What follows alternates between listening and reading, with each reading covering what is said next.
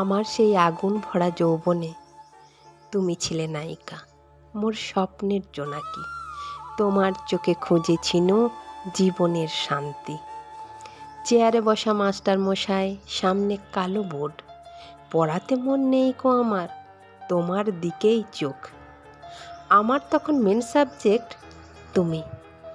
ইতিহাসের দিনক্ষণ, ভূগোলের ঠিকানা, বিজ্ঞানের যুক্তি আর অঙ্কের জটিলতা আর সাহিত্যের কবিতা সবই যেন খুঁজে পেতাম তোমার মধ্যে। সন্ধ্যা তারা আকাশের কোলে ঘুমিয়ে যেত, ভোরের আকাশে উঠত শুকতারা।